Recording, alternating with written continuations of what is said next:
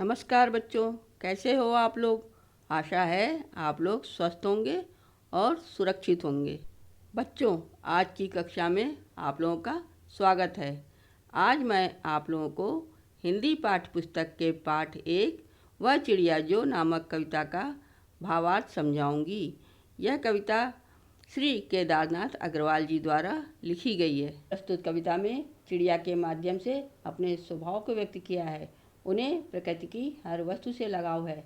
वह हम मनुष्यों को संदेश देना चाहते हैं कि हमें प्रकृति की हर वस्तु से प्रेम करना चाहिए, चाहे वह जल हो, चाहे अन्न हो और चाहे पेड़ पौधे हो।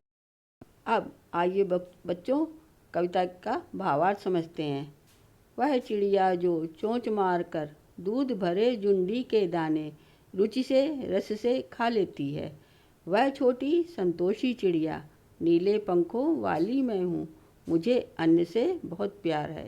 इन पंक्तियों में कवि यह कहना चाह रहा है कि वो नीले पंखों वाली छोटी सी नन्ही सी चिड़िया दूध भरे जुंडी के दाने अर्थात वो ज्वार की बालियाँ जो अभी पकी नहीं हैं, जिनको हाथ से तोड़ने पर दूध जैसा निकलता है, उन अधपके दानों को अत्यधिक चाव से प्रसन्न होकर खाती है और उसमें ही संतोष कर लेती है।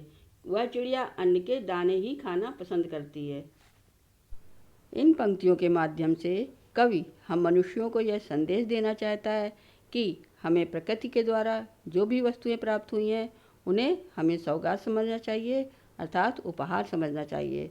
यानी कि जैसे आज हमें स्वादिष्ट भोजन खाने को मिल रहा है तो उसे आनंद से ग्रहण करना चाहिए, और यदि कभी सादा भोजन मिलता है तो उसे भी प्रेम पूर्वक स्वीकार करना चाहिए। अब आइए बच्चों आगे की पंक्तियाँ देखते हैं। वह चिड़िया जो कंठ खोल कर बूढ़े वन बाबा की खातिर रस उड़ेल कर गा लेती है। वह छोटी मुँह बोली चिड़िया नीले पंखों वाली मैं हूँ, मुझे विजन से बहुत प्यार है।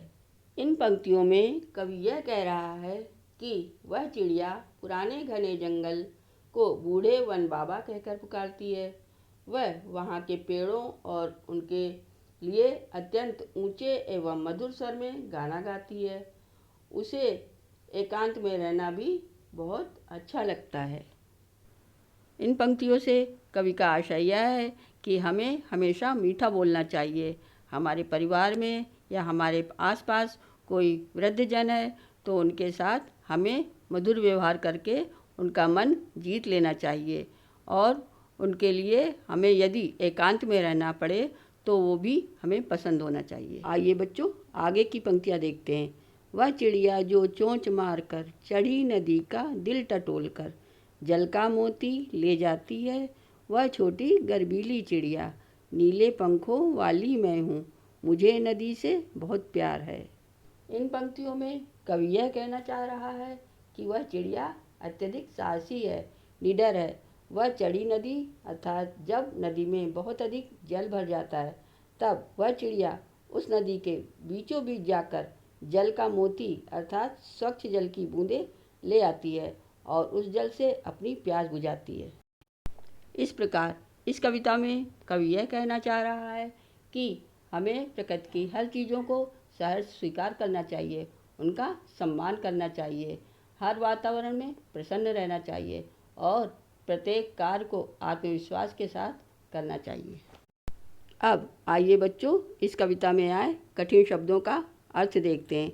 जुंडी का अर्थ है ज्वार की बालियाँ, रुचि से का अर्थ है चाव से, कंठ का अर्थ है गला, विजन का अर्थ है एकांत, चढ़ी नदी का अर्थ है जल से भरी, गर्वलीली का अर्थ है गर्व करने वाली, जल का मोती का अर्थ है पानी की बूंदें।